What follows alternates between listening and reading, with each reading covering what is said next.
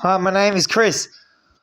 Don't forget to comment, like, share, subscribe, watch. Don't forget to comment. Don't forget to comment. Don't forget to don't forget don't forget to comment, like. Don't forget to comment, like. Don't forget to comment, like, share, subscribe, watch my videos, subscribe to my channel so I can make good videos for the future of my channel and everything else I do on it. Today we'll be reading from Genesis chapter 18 and Genesis chapter 19 about story of Abraham and uh, story of Abraham. Abraham did this and that. And had the promise of the son, and how Lot was saved from Lot was saved from the wicked Sodom, the wicked Sodom and Gomorrah, and how he had lunch in the bedroom with his daughters, and he produced all that stuff. He was a bad guy, and how he was a good guy as well. He was a bad guy, he was a good guy as well. He had lots of faith, but he had lots of faith. How he had lots of faith, and how how he how he had lots of how he had lots of faith, how he had lots of faith in God, and how he squandered himself by being selfish, and how he grabbed the best land for himself, and it was all gone, and how Abraham was a good man. He had lots of faith in God, and he was going to bring his children up in the way of God, father of many nations. I'll read all of Genesis chapter 18 and explain every 5 verses. And same with Genesis 19, I'll tell you overall thoughts of the chapter. Don't forget to comment, like, share, subscribe, watch my videos, and subscribe to my channel. Okay, here we go.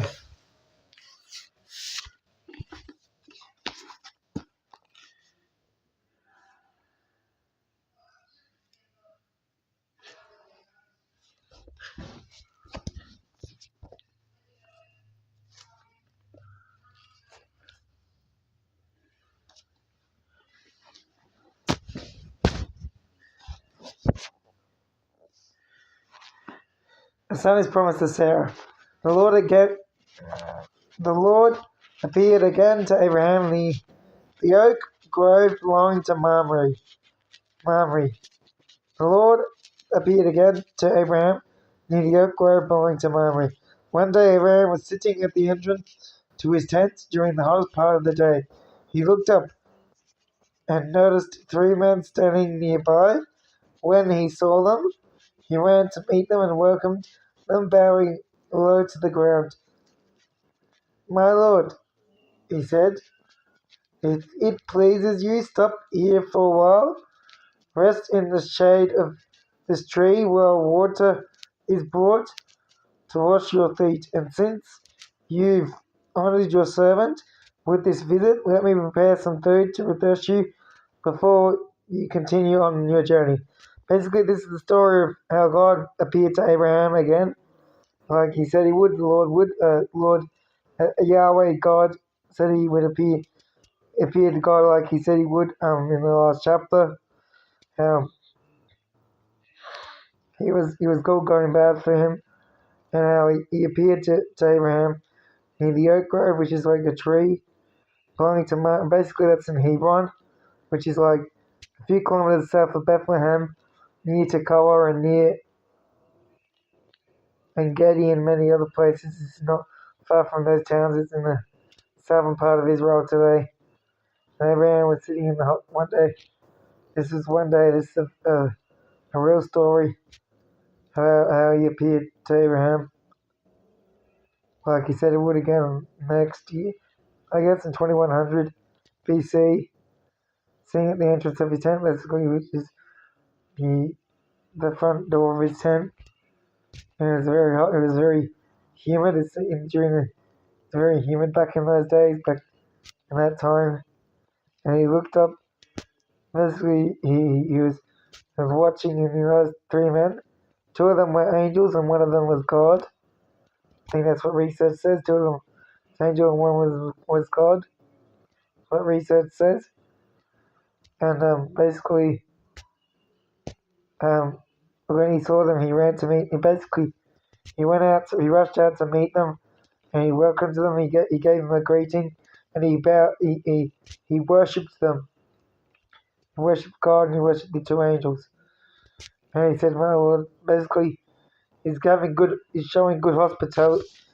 He's showing good hospitality to them by giving them food and by giving them water to drink, and saying, "Tony, to rest in the shade of the tree, so they can have relaxed company and they can talk." And he's calling him my Lord, which means that he's my God. It means he's his God, Lord's God. And since he's honoured, he said, water is brought to watch his feet. And since God has honoured Abraham, which is God's servant, with the visit, he's telling him that he'll prepare food to refresh him on his way and some drink. So he's showing hospitality towards him. Showing good hospitality towards him. Showing good hospitality. Showing good hospitality towards him. Showing good hospitality to him. Alright, they said, do as you have said. Basically, they're telling him to keep what his lights have told them that he's going to do, making him keep his. They're telling him to keep his promise, because they're like promise breakers, I guess. They're just telling him to keep his promise that he's made to God, so I can be righteous, I guess. That's what that means. He's very human. Hebron, which is he's like a few kilometers south of Bethlehem, not far from Jerusalem, and near Tekoa and many other places out there. Adullam. It's in the Caleb tribe of Judah. Some part of Israel. He was sitting there in the most humid part of the day, which is what hottest part means in the original Greek. It's humid. He looked up and he noticed three men. Basically, the three men were just standing nearby, and he ran to meet him. He worshipped them and gave them a greeting, telling them all that stuff he's going to prepare for them, to offer them hospitality. And then they're telling him to keep his promise. So Abraham ran. Anyway, let's go back. Let's keep going. So Abraham ran back to the tent and said to Sarah, "Hurry, get 3 large measures of your best flour, knead it into dough, and bake some bread." Then Abraham ran out to the herd and chose a tender calf and gave it to his servant, who quickly prepared it. When the food was ready, Abraham took some yogurt and milk and the roasted meat, and he served it to the men. As they ate, Abraham waited on them in the shade of the trees. "Where is Sarah, your wife?" the visitors asked. Where is Sarah, your wife?" the visitors asked. "She's inside the tent," Abraham replied. Then one of them said, "I'll return to you about this time next year, and your wife Sarah will have a son." Sarah was listening to this conversation from the tent. Basically, what this means is that Abraham ran and did exactly as he said he was going to do. He ran to the tent and he said to his wife, said to Sarah, who was his wife, and was also his half sister. So they'll relate to each other, which is very disgusting. Half brother, half sister. I guess he didn't really matter much back in those days. Married to his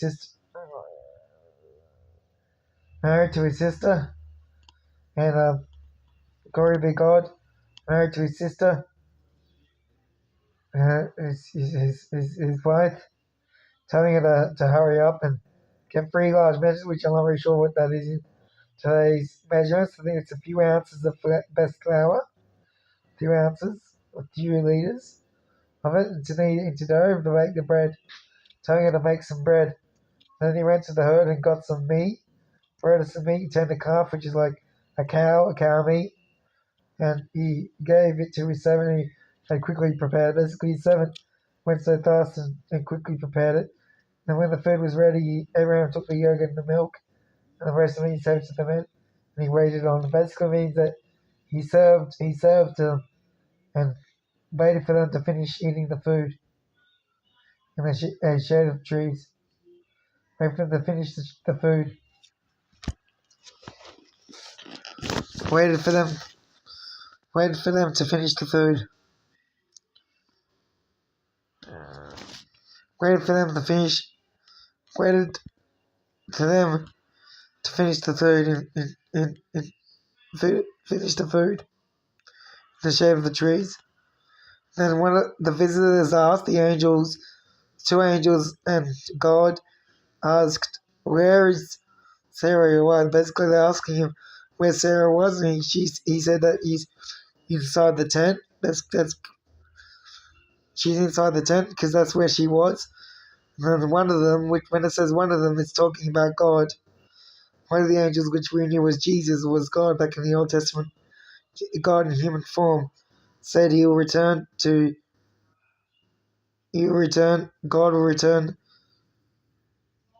He said, "I'll return to you about this time next year, and your wife Sarah was son." As God told Abraham that. The Lord told Abraham, or God told Abraham, that about the same time that he visited him this year, just like I said at the start of the passage, he visited him the next year, like I said he would. About that time next year, which is a few chapters later, he'll return back to him. And his wife Sarah, that is his half sister, have the same father but different mothers, or different fathers and different mothers. We'll have a son. Basically, they'll have lunch in the bedroom, and she'll have a son, as promised. And Sarah was listening to the conversation. She could hear what they were saying from the tent. Abraham and Sarah were both very old by this time, and she had faith in God too. And Sarah was long past the age of having children. So she laughed silently to herself and said, "How could a worn-out woman like me enjoy such pleasure, especially when my master, my husband, is also so old?" Then the Lord said to Abraham, "Why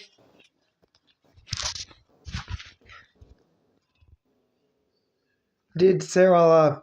Why did she say, 'Can an old woman like me have a baby? Is anything too hard for the Lord? I'll return about this time.'"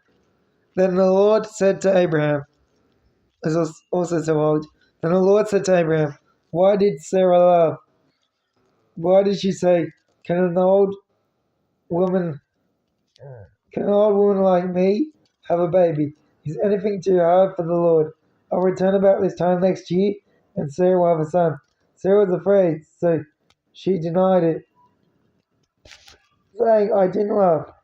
But the Lord said, "No, you did laugh." Basically, what this means is that this part of the passage is talking about how Abraham and Sarah were both very old people in their 90s or in their 100s. I guess they lived very long back then.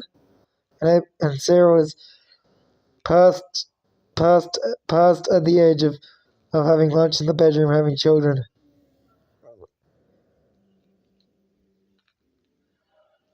She was long past it. So she laughed silently to herself. She laughed so God and the angels and Abraham couldn't hear her, but God still heard her. And she's like, "How can a worn-out woman like me, which is an old woman, enjoy having lunch in the bedroom? Especially such plan, basically having lunch in the bedroom." Basically, she asked herself how she could have lunch in the bedroom with Abraham, even though her husband, which is her master, which is her brother, was also so old. Which, of course, you could still have children even when you're old back in those days. Still possible. Because Do you have any of these diseases that may make you have kids when you're older? The God said to Abraham, the Lord is God. We can say that's God, God Yahweh. Said to Abraham, asked Abraham why Sarah laughed. Said she can't have, cannot woman. Why did she say cannot woman have a baby? And it's like, is anything too hard for God? We know the answer to that question is no one is too hard. Is anything too hard for God, for the Lord? We know the answer to that question. Nothing is too hard for the Lord. He can work miracles like he did in the time of Jesus and like he did in the time of the prophets. And he's still doing miracles today. He can still give us children, even when we're old. If we pray very hard for it, we can still have children before it was over, before our time's over.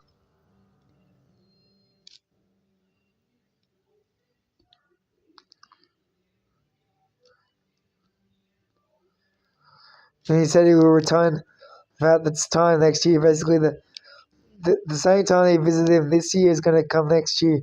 Sarah's going to have a lunch in bedroom with her son. She was afraid of God, so she denied it. She lied to him. She denied it, saying she didn't laugh. But God said no, he did laugh, because God heard her. God said no, he did laugh.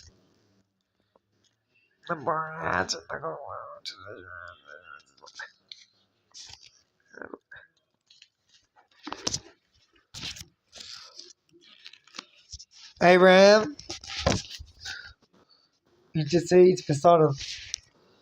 And the men got up from their meal and looked out towards Sodom as they left. Abraham went with them to send them on their way. Should I hide my plan from Abraham? The Lord asked. For Abraham will certainly become a great and mighty nation, and all the nations of the earth, great and mighty nation, and all the nations of the earth will be blessed through him. Blessed through him. I have singled him out so that he will direct his sons and their families to keep the way of the Lord by doing what is right and just. Then I'll do for Abraham all that I've promised. So the Lord told Abraham, I have heard of a great outcry from Sodom and Gomorrah because their sin is so flagrant. Basically what this part of the passage says is that God was using Sodom as an example to talk to Abraham. Show Abraham how that was happening. Then the men, basically saying the men got up, the family finished their meal, and they got up and they looked towards Sodom. Because they were sent there by God to go just see if it was good or not. He's going to tell Abraham his plan. And so Abraham went in with them. Basically, Abraham decided to go with them to send them on their way so they could continue their journey. And then God, who is one of the angels, was actually the Lord. He's like, should I hide my plan from Abraham? Basically, the Lord's asking himself if he would. Yahweh's asking himself if he could hide his plan from Abraham, which of course he will not hide his plan from Abraham. For Abraham will certainly become a great mighty nation, which is very true, because the nation of Israel came from him, and the nation of Jordan as well, Saudi Arabia, the Arabs and the Jews and the Christians came from him as well. And so he's the father of three religions: Muslims, Jews, and Christians. Is called the Abrahamic faiths. So Abraham was certainly respected already. So basically, he's going to become a great nation. The nation of Israel came from him, as well as the nation of the Arabs, for Ishmael, and the Midianites, and all these other ones, as we can see in the next couple of chapters. All the nations of the earth will be blessed through him. All nations will be blessed through Jesus coming from Abraham. So that we blessed through Abraham, I guess. He who is the father of faith. He loves the faith. The book of Hebrews talks about him having faith for everything in most of his life.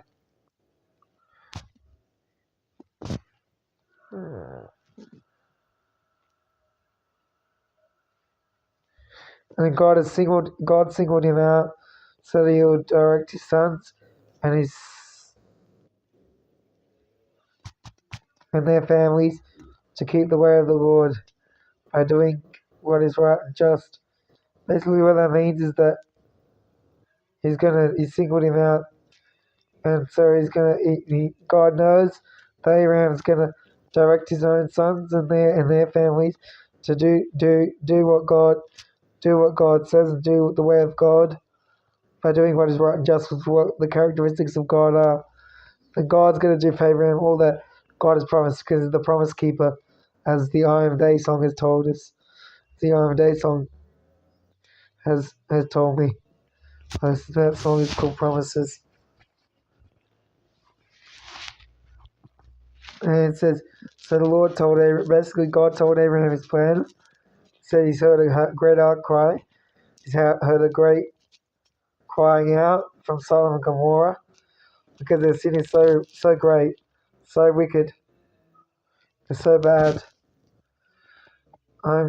He would go with the next verse. It says, I'm going down to see if their actions are as wicked as I have heard. If not, I want to know. The other men turned and headed toward Sodom, but the Lord remained with Abraham. Abraham approached him and said, will you sweep away both the righteous and the wicked? Suppose you find 50 righteous people living there in the city. Will you still sweep it away and not spare it for their sakes? Surely you wouldn't do such a thing, destroying the righteous along with the wicked. Why you would be treating the righteous and the wicked exactly the same? Surely you wouldn't do that. Should not the judge of all the earth do what is right? That's true. The judge of the earth is God. Basically, what this part of the passage is saying is that God's going to go down to Sodom, and he's going to see if their actions are as bad as he's heard. Basically, if their great wickedness is as great as he's heard, if not, he would want to know. And the other men, which were the two other angels, turned and they headed towards Sodom to see if it was going to be bad. But God remained with Abraham. As God decided to stay behind with Abraham, God stayed home with Abraham. Abraham approached God and said, the Lord and said, will you?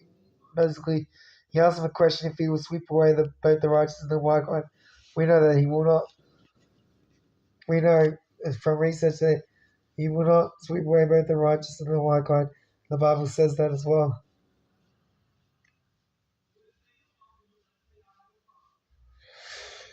Suppose you find righteous people living. Suppose you find 50 righteous people living there in the city. Basically, he's asking me if he finds 50 righteous people, if he will sweep it away and not spare it for the sakes of those 50 people. It's like, surely, and he knows in his own heart, because he's a man of faith, that surely God wouldn't do such a thing, destroying them. He would be treating the righteous and the wicked the same. He'd be giving the righteous and the wicked the same reward, which we know God shows no partiality. So he doesn't show the same partiality of the righteous and the wicked. Of the righteous and the wicked. You know he shows no partiality. He's like, should not the judge of the earth, basically means, should not the judge of the earth, basically, he refers to God as, in this chapter as the judge of all the earth, which knows the judge of the whole universe. He will judge us for our sins, and those who do the right thing will go to heaven, and those who do the wrong thing will go to hell.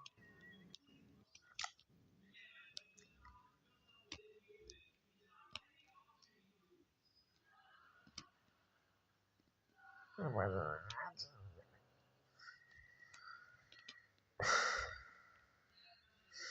And the Lord replied, if I find 50 righteous people in Sodom, I will spare the entire city for their sake.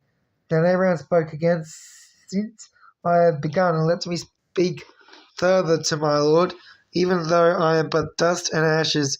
Suppose there are only 45 righteous people rather than 50. Will you destroy the whole city for lack of 5? And the Lord said, I will not destroy if I find 45 righteous people there. 45 righteous people there.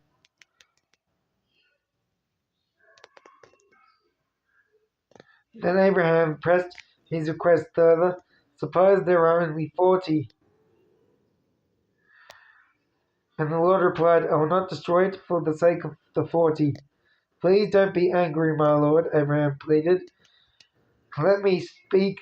Suppose only 30 righteous people are found. And the Lord replied, I will not destroy it. I will not destroy it if I find 30. Then basically what this part of the passage is saying is that God's answering him and saying he will not destroy it if he finds 50 righteous people. So Sodom will be saved if he finds 50. We know he doesn't find 50. In the next chapter, he only finds 4, or should I say 3 righteous people there, because Lot's life turns back. So he finds 3. The chapter goes, he will not destroy it if he finds... Then Abraham asked him if he would destroy it, and told him to speak further. And he had lots of faith, and saying, though he's but a dust and ashes, which is what every human is, so we still have a good faith in God, we can still speak to him. Suppose there are only 45. So saying, he's asking me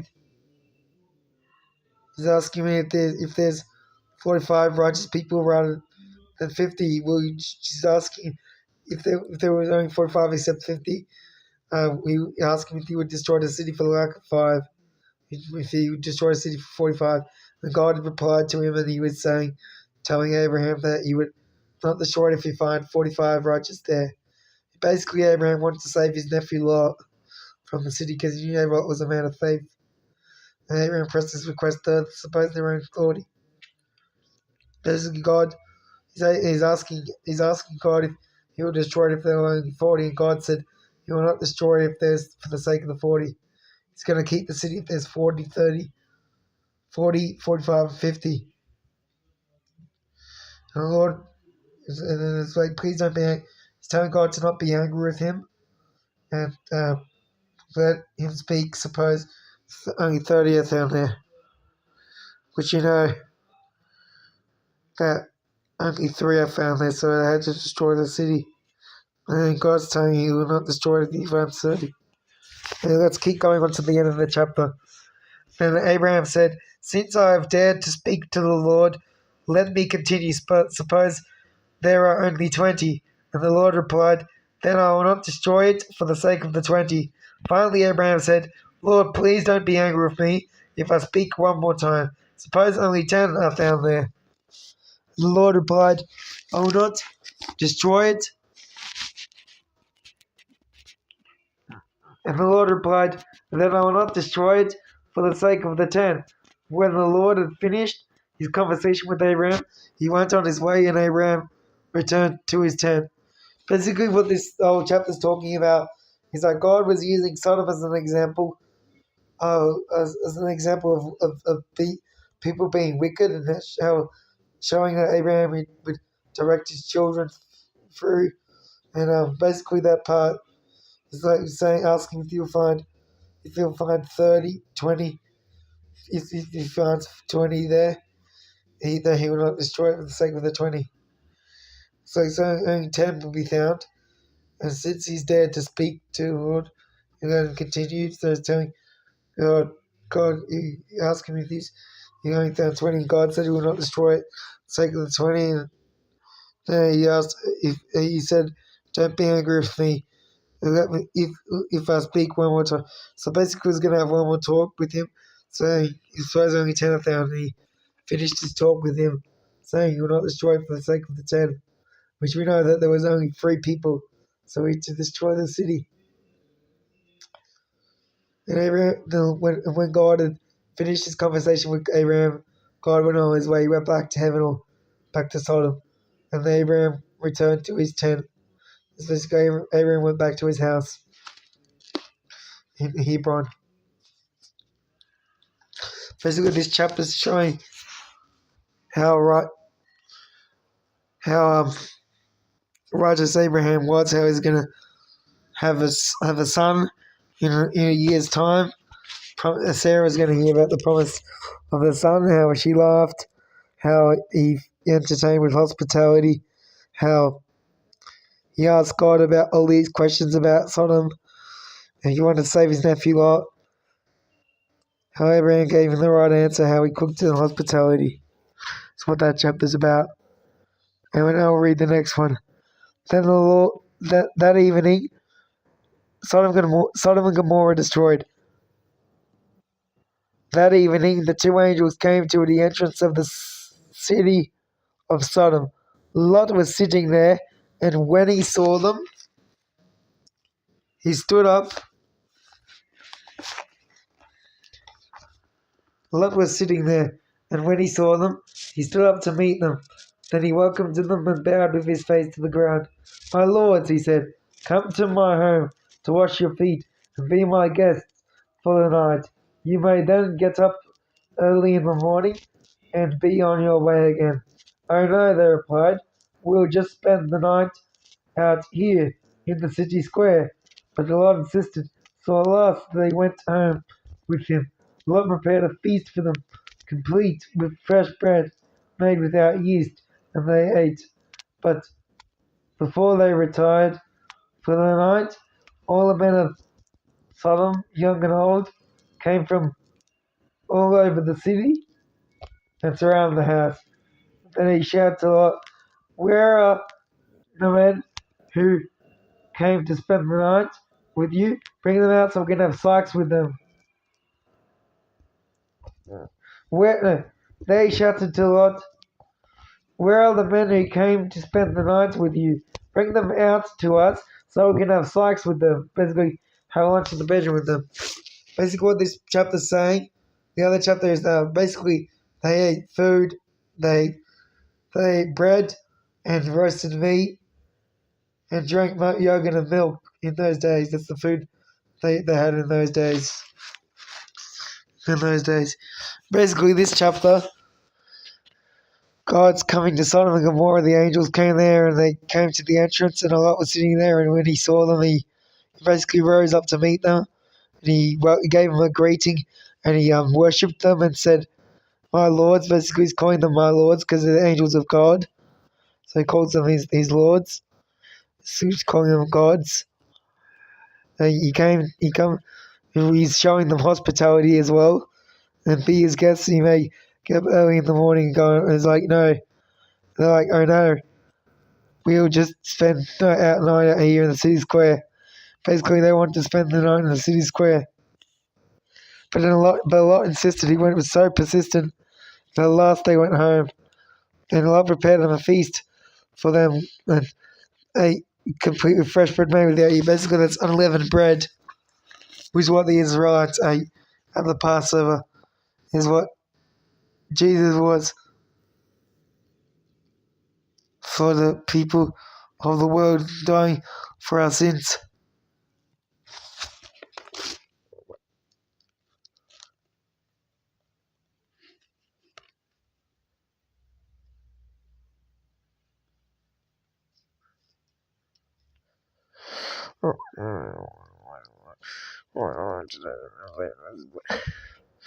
And before they retired for the night, they ate it. And before they retired, all the men of Sodom, both the men and all the men of Sodom, basically, both the ladies and the men, the young and the old, basically they're both young and they're both old, came from all over the city of Sodom. So basically, everyone in Sodom, including the men and the woman, came and surrounded the house. Shout out to the Lot, "Where are the men?" So they can have lunch in the bedroom with them. Came to spend. Basically, ask him where the angels were, so they can have lunch in the bedroom with the angels, which is not good. It's very bad to have lunch bedroom with angels. They're men of God, messengers of God.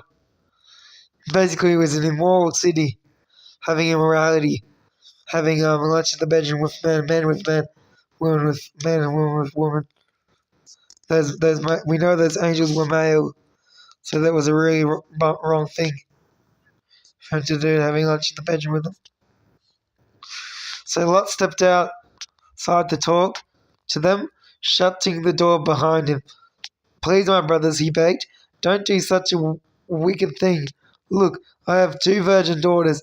Let me bring them out to you, and you can do with them as you wish. But please, leave these men alone, for they are my guests and are under my protection. Stand back, they shouted. This fellow came to town as an outsider, and now he's acting like our judge. We'll treat you far worse than those other men. And they lunged toward Lot to break down the door, but the 2 angels reached out and pulled Lot into the house and bolted the door. Basically, what this means is that basically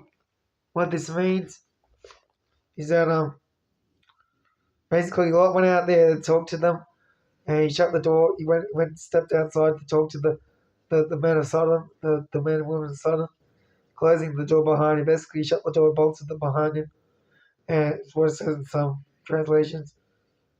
Please, my brothers, he begged. Basically, he was begging with them to not do such a bad thing, such a wicked thing. He's like, look, he has 2 virgin daughters. Basically, he has 2 daughters that haven't had lunch in the bedroom with anyone. He'll bring them out, and he can do it with them as they wish, having lunch in the bedroom with those virgin daughters, with those 2 daughters of Lot. He's like, but please leave these men alone. For that, basically, he's telling them to leave the men alone because those angels are his guests. He's telling them to leave the angels alone, and because the angels are his guests and are under his protection.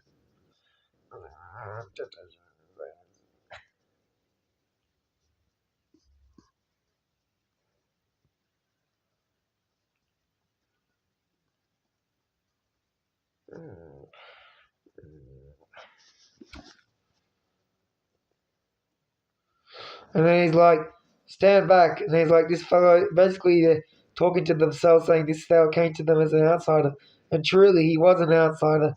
He's from a different land to them. And now he's acting like their judge. I guess that's what they thought of him. He was like, we'll treat you far worse than those other men. Basically, they were gonna treat him far worse than they're gonna treat the angels. And then they went towards Lot to break down the door. The 2 angels reached out and pulled Lot in and bolted the door. Basically, they bolted the door and locked it.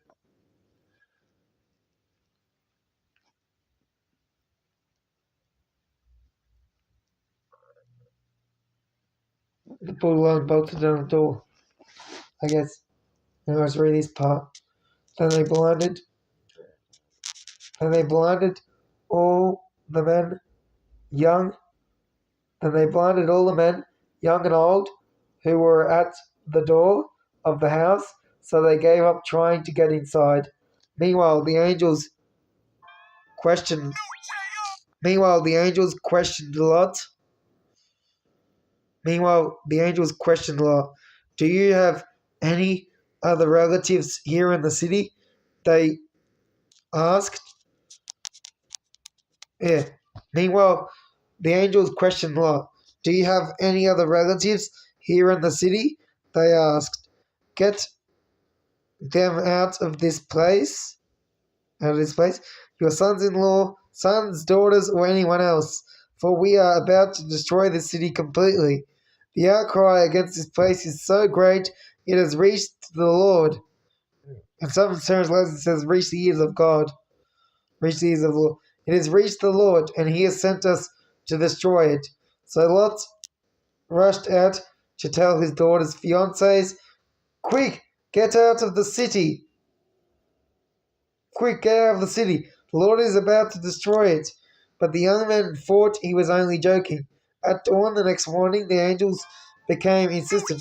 Hurry, they said to Lot. Hurry, Hurry, they said to Lot. Take your wife and your 2 daughters who are here. Get out right now, or you will be swept away in the destruction of the city. Basically, what this means is that they bolted the door, they blinded the men. Basically, they gave them blindness so the young and old people, or the men and women who were at the door of the house, they gave up trying to get inside. So they couldn't get inside. Then they could never get inside. And then they asked Lot the questioned him, basically asking him the question if he had any other relatives in the city, and telling him to get them out of this place. His sons-in-law, basically his daughter's fiancés, and his sons and his daughters or anyone else. Their plan was to destroy the city. Destroy the city. Plan was to destroy. Their plan was to destroy the city.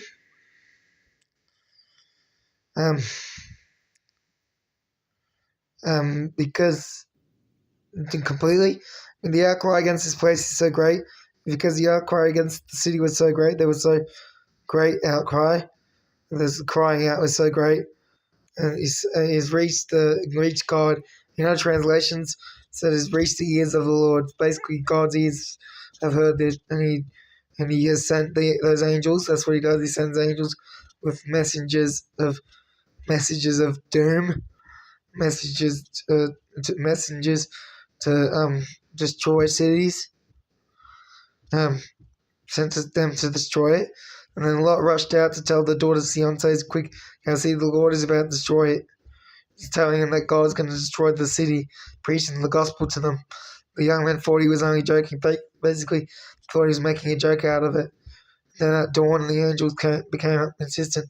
Basically, they persisted, telling him to hurry and take his wife, his 2 daughters who were here, and get them out, or he will be swept away. Basically, they'll be killed as well.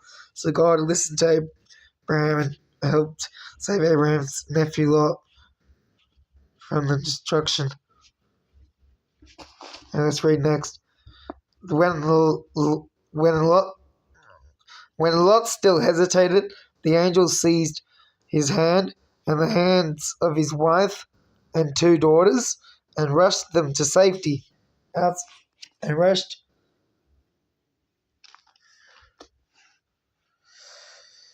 When Lot still hesitated, the angels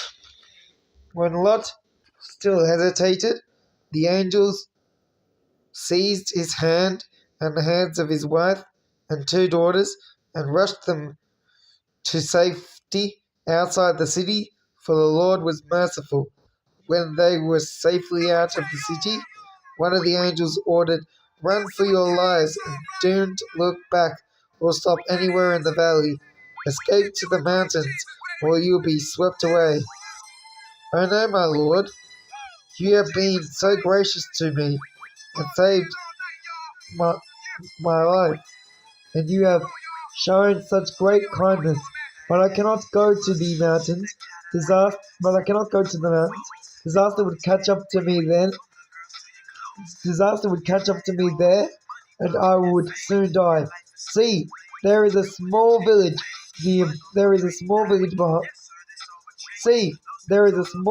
nearby. Please let me go there instead. Don't you see how small it is? Then my life will be saved." Basically, what this is saying is that Lot was hesitating. Basically, the angel seized the hands of his hand and hands of his wives, and they brought his wife and hands of his wife and his 2 daughters and rushed them rushed them to safety. Basically, ran out of the city to safety, rushed them out to safety, rushed them to safety outside the city. For God was merciful. Basically, He had mercy on Lot because of Abraham interceding for him, which is a good thing. And when they were safely out of the city, one of the angels ordered, basically telling them to run for their lives and don't look back or stop anywhere in the valley. Basically, don't look back, stop anywhere in the valley. Escape to the mountains or be swept away. And then he's like, oh no, my lord. Basically, he refuses. He's begging them, saying, no, no, no, God, oh no, God, you have been so gracious to me, and so basically, it's like you've been so good to me and gracious to me and saved my life, and you've shown such great kindness to basically telling him how much great kindness they've shown to him, how gracious and how they saved his life. But he cannot go to the mountains. Disaster would catch up with him there, and he would soon die. And he's telling them, asking them if he could go to a small.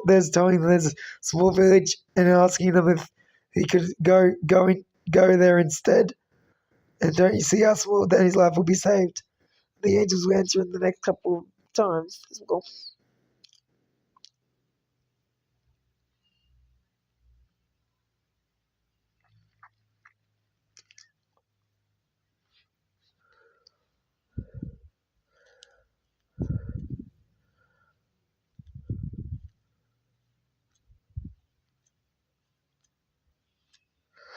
All right. All right, the angel said. I will grant your request. I will not destroy the little village, but hurry, escape to it, for I can do nothing until you arrive there. This explains why that village was known as Zoar, which means little place. Lot reached the village just as the sun was rising over the horizon. Then the Lord rained down fire and burning sulfur from the sky on Sodom and Gomorrah. He utterly destroyed them, along with the other cities and villages of the plain, wiping out all the people and every bit of vegetation. Basically, he's saying they accepted his request. They gave him leeway, saying gave him acceptance, saying all right. Basically, saying they agreed with him, saying that they'll grant his request. They granted him his request and gave him his request, and saying they'll not destroy the little village, but hurry, escape to it, telling him to hurry and escape to it, for he can do nothing until he arrives there.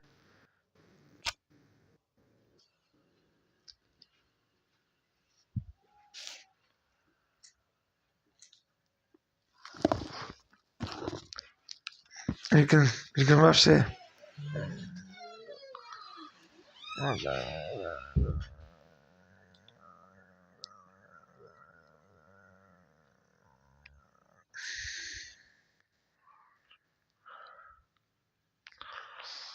Telling him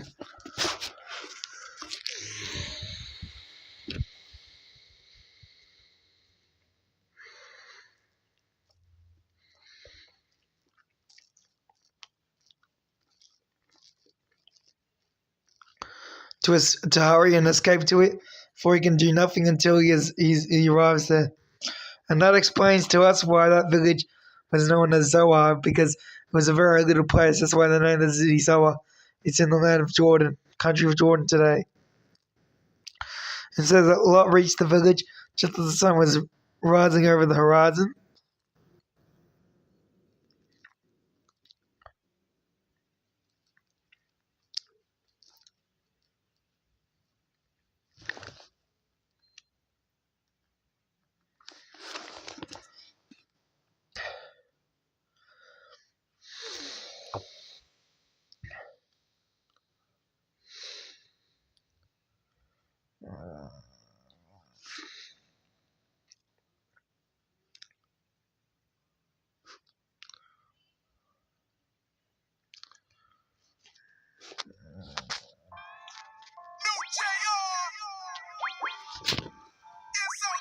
Basically, he reached there, and then the Lord rained fire and burning sulfur from the sky on Sodom and Gomorrah. He just utterly destroyed them. Seas of the plain, wiping out all the people and every bit of vegetation. Basically, but looked back as she was following and she turned into a pillar of salt. Abraham early that morning and hurried out to the place where he had stood in the Lord's presence. He looked out across the plain towards Sodom and Gomorrah and watched as columns of smoke rose from the cities like smoke from a furnace. But God had listened to Abraham's kept love safe and kept removing him from the cities of the that engulfed the cities on the plain. Lot and his daughters. Uh, Lot and his daughters. Afterward, Lot and his daughters. Afterward, Zawar, because he was afraid of the people there, and he went to live in a cave in the mountains with his two daughters. Basically, what this is saying is that basically Lot's wife looked back, which was not told not to look back as she was falling, and she got turned into a pillar of salt, which if you check the Dead Sea today, it's called the Salt Sea, because the pillar of salt is in there, so located in that region in Jordan. Lot's wife is from the Pilgrim's Progress thing as well. Abraham got up early that morning because he got up so early and hurried out to the place where he stood with God. He looked across the plain to Sodom and Gomorrah and watched his cities smoke furnace. Cities like smoke, columns of smoke rose from the city like smoke from a furnace. Basically, is having a good descriptive imagery about what the smoke from the cities looked like. It was like smoke on a furnace. Because smoke from a very hot fire.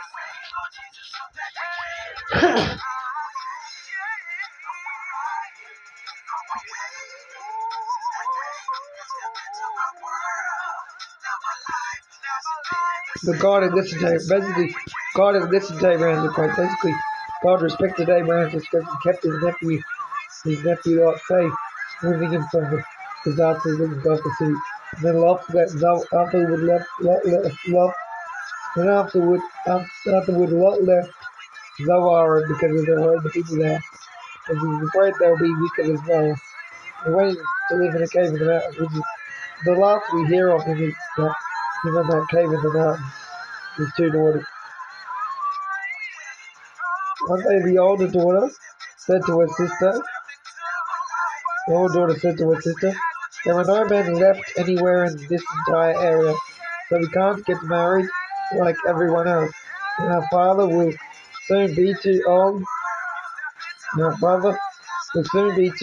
have children. Come, let's get him drunk with wine. Then we will have fights with him. Come, let's get him drunk with wine. Come, let's get him drunk with wine, and then we will have fights with him. That way we will preserve our family line for our father. So that night they got him drunk with wine, and the older daughter went in and had intercourse with her father. He was unaware of her lying down or getting up again.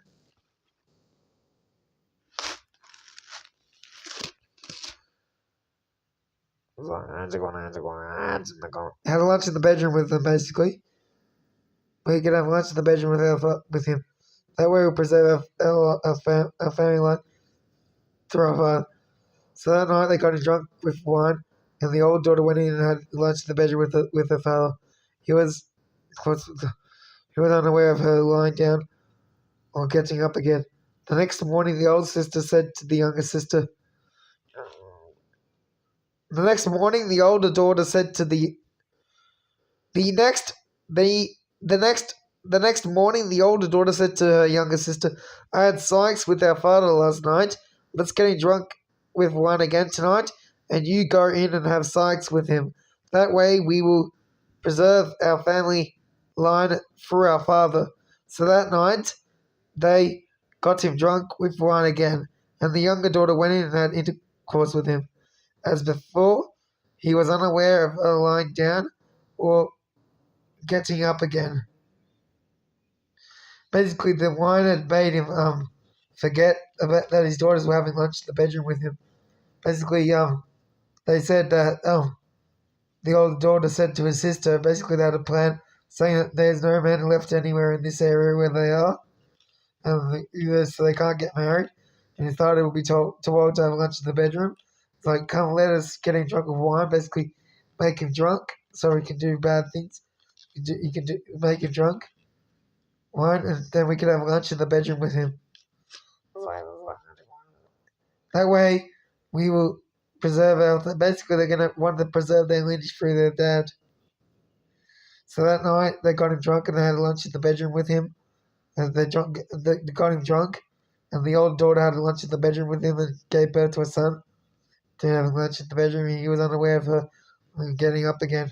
He never knew when she went down and when she got up. Next morning, the older daughter said to her younger sister, I had lunch in the bedroom. Thought of last night, let's get drunk again. Drunk with wine again tonight and preserve the family line for our father. So that night, got him drunk with wine again and the old daughter. So that night, they got him drunk with wine again and the younger daughter went in and had lunch with him. So that night, they got him drunk with wine again and the younger daughter went in and had lunch in the bedroom with him. So that night, they got him drunk with wine again and the younger daughter went in and had lunch in the bedroom with him. So that night, they got him drunk with wine again, and the younger daughter went in and had lunch in the bedroom with him. As before, he was unaware of the thing getting up. Basically, they got him drunk with wine, and the younger daughter had lunch in the bedroom with him, and they had a child with him. So basically, it was the father of his daughters, and it was the father of his grandsons as well. They had incest. I had lunch in the bedroom. And so he had lunch in the bedroom with him as well.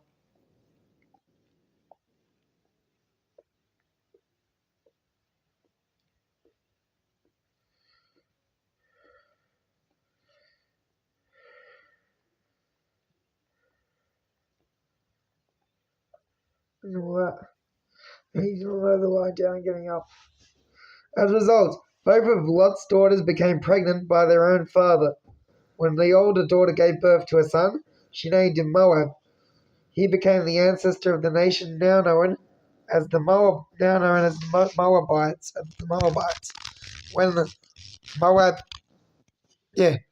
When the older daughter gave birth to a son, she named him Moab. When the older daughter gave birth to a son, she named him Moab. He became the ancestor of the nation now known as the Moabites. Moabites. When the younger daughter gave birth to a son, she named him Ben-Ami. He became the ancestor of the nation now known as the Ammonites. The Moabites and the Ammonites came from Abraham's nephew Lot's two daughters and his nephew. Basically, he was the great great uncle of the nations of the Moabites and the Ammonites as well. The Ammonites and the Moabites were relatives of Israel through Abraham's nephew Lot, so they're basically at war with their relatives as well. What this chapter shows is that it's a sign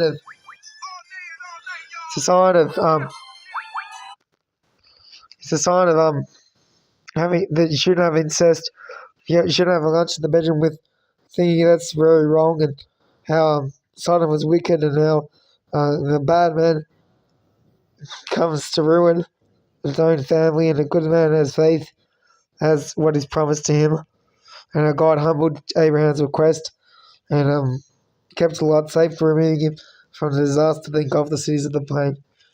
Because God was so merciful to Lot, and it was so merciful because of Abraham interceding for him, and